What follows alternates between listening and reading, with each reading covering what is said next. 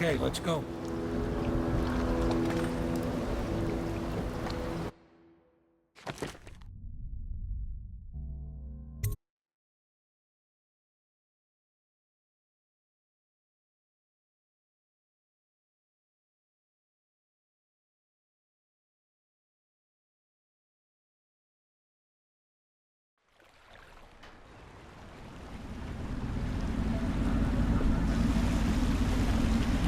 Admiral Havelock and Lord Pendleton are in the courtyard.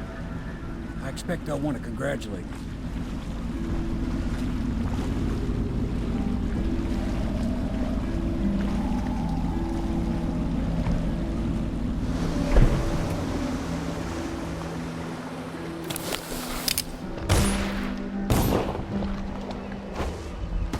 Come to your senses, man. He's alive. Thank you, Corvo, thank you. My uncle's a good man, and one day he'll prove it. Here. I know you did this for the right reasons, but I want you to take this as a reward. It's an old heirloom one of my aunts gave me.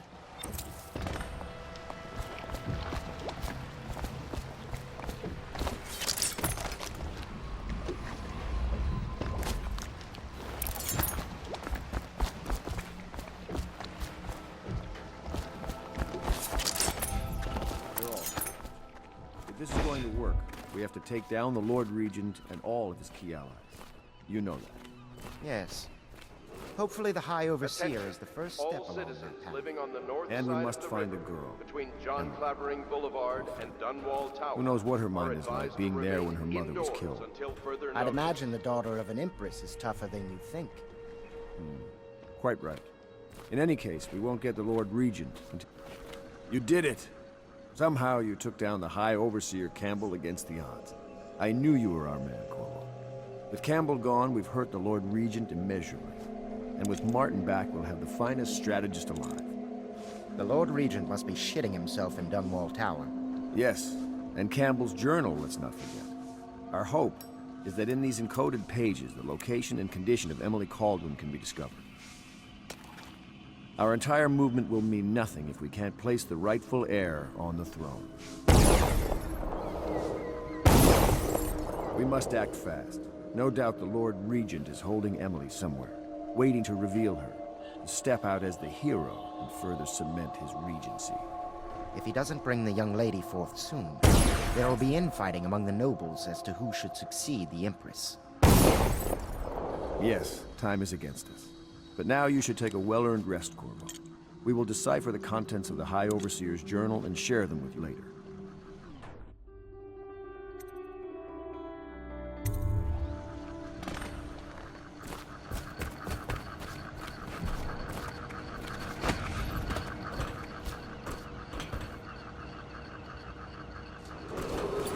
Attention, Dunwall citizens. You are reminded that assaulting a member of the City Watch has been made a capital offense, and guardsmen are authorized to carry out this sentence on the spot. The offender's possessions are legally forfeit.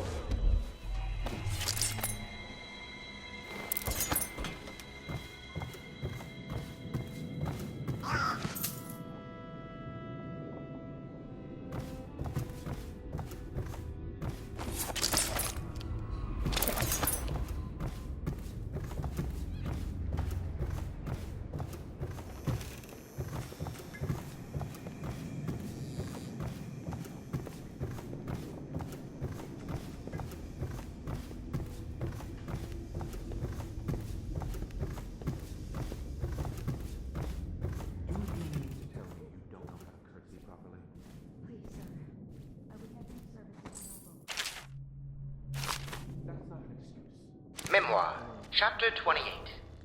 Waverly, Waverly, Waverly. The very name sweeps one away. She came into our cold marble hall and brought light and warmth.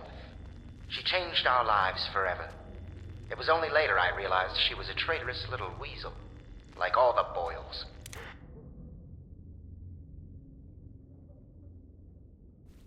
Known world, and you don't know how to curtsy.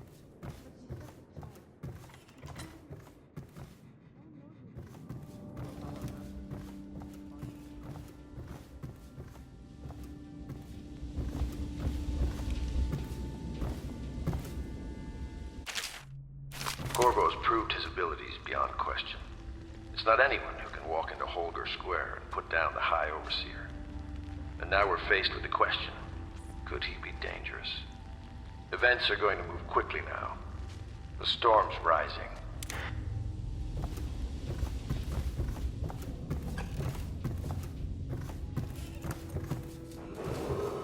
Emergency grain rations will be available in the Civil Services District at sunrise. Please see your tax assessor for your food coupons before requesting rations.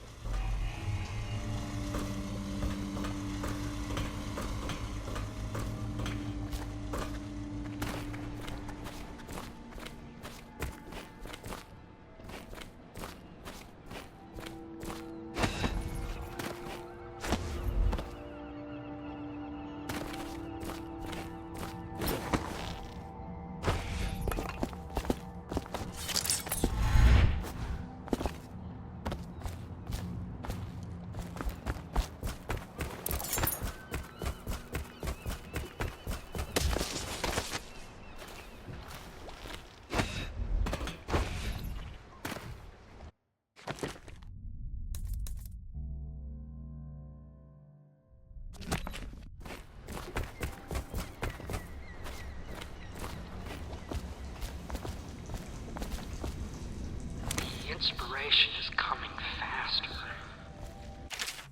My mind works faster at night than it does during the day. I'm being swept away, and I can no longer tell if it's genius or madness.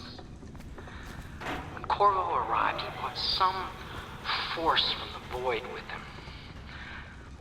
Or perhaps I'm more brilliant than I even supposed.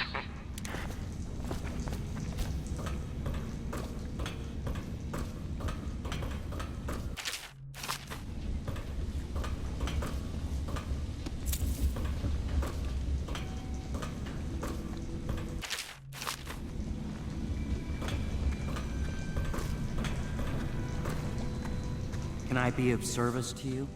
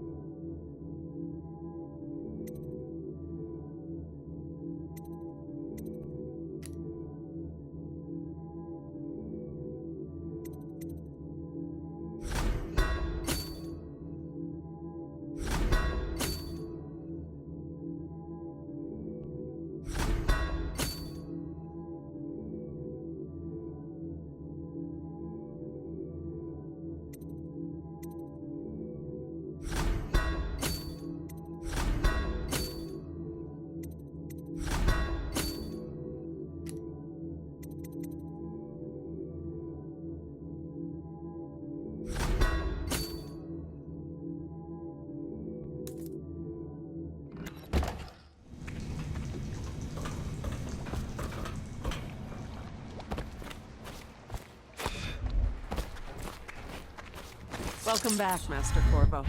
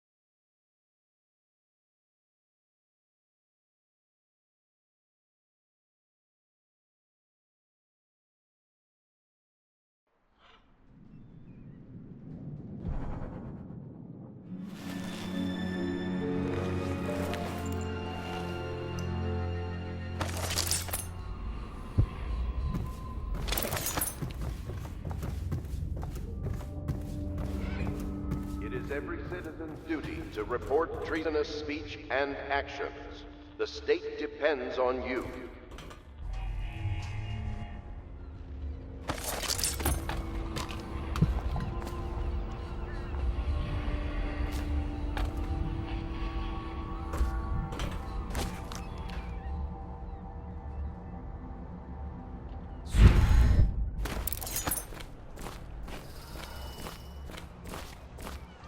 I know the Golden Cat, not as a patron, mind you. I designed some specialized devices for them. I kept the blueprints, if anyone is curious. Don't. I brought you tea as a courtesy to a colleague. I won't make that mistake in the future. I'm sorry, I only thought... Never mind what I thought. Thank you for the tea. I have to get back to the Admiral. He has news for me.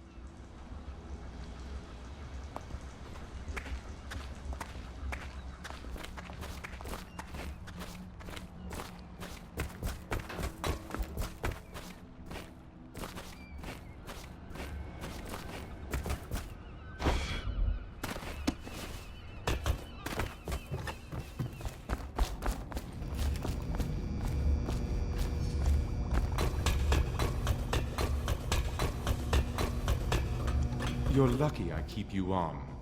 Lucky? This place would fall apart in 10 minutes without me. Is that so? In any case, you can't dismiss me. I went through the books this morning and found 5 mistakes you've made. Very well. You're lucky I found them before the Admiral did. Eats very well. It was a milkmaid who started it. She took ill one morning after her chores, but the milk had already been delivered. That was all it took for them to wall the place off. Plague spreads fast.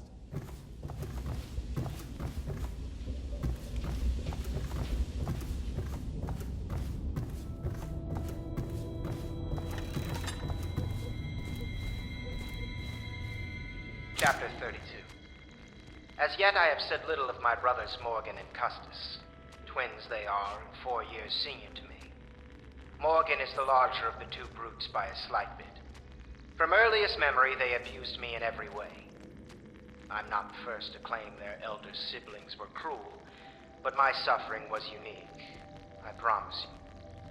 At the tender age of 5, they tied me to the crib and set inside it assorted vipers they had collected over several weeks. My howls and my breathing were muffled by a blanket, and so it was hours before the nurse found me, barely alive. I had kicked a few serpents to a pulp, and others had slithered away. But not before I'd been bitten a dozen times or more on my legs, arms, and face. The wounds kept me convalescing for months, while those 2 got away with barely a tongue lashing. Wallace! Bring me wine. Tomorrow I will regale you with the special gift they gave me on my 10th birthday party.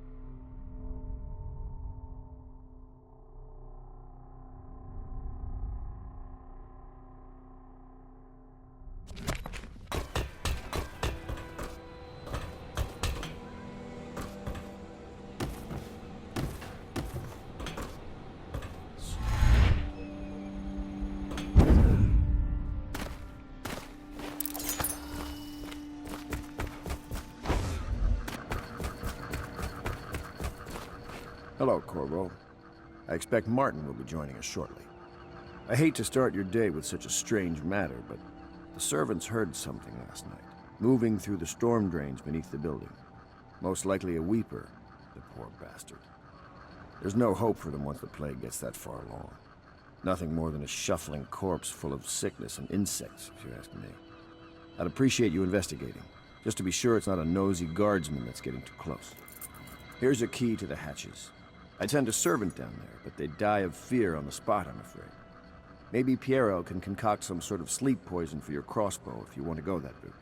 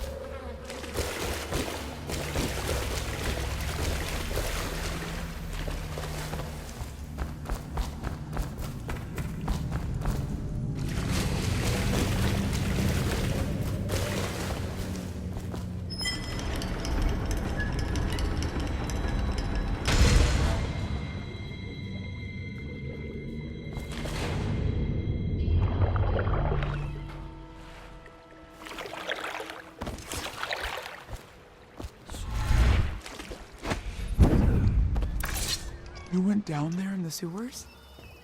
I thought I heard a weeper in there earlier. You're probably the bravest man I've ever met. Overseer Martin has arrived. He's with Admiral Havelock now. They want to talk to you.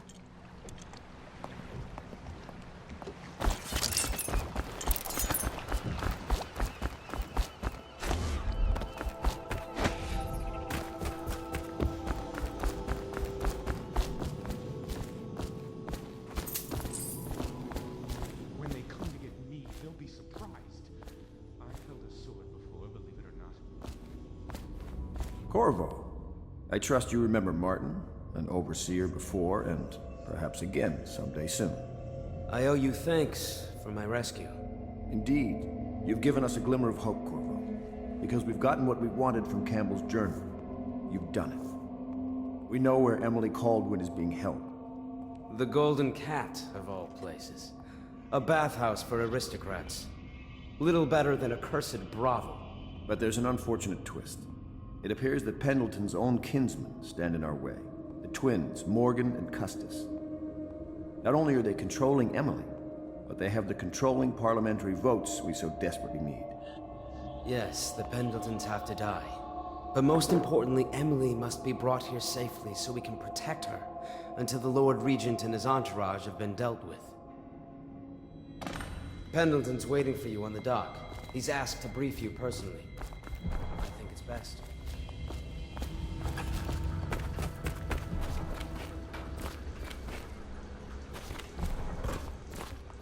Corvo. I've asked to speak to you myself. You see, I'm sending you to kill my older brothers, Morgan and Custis. They're horrible men. It's true, as you may have heard, cruel beyond words. Further, my brothers are close allies to the Lord Regent, and as long as they are in Parliament, we cannot gather the votes we'll need to stop the Lord Regent from further consolidating his power. These days, they're best known for exploiting their favor with him to cheat others out of their wealth. Let's just say that not every family evicted and quarantined for having the plague actually has the plague. I warned my brothers in every way I could. I really did. But they never did listen to me. They'll be at the Golden Cat tonight at their usual revels. They'll be protected by the City Watch, so it'll be dangerous. Now go. Please do it before I change my mind.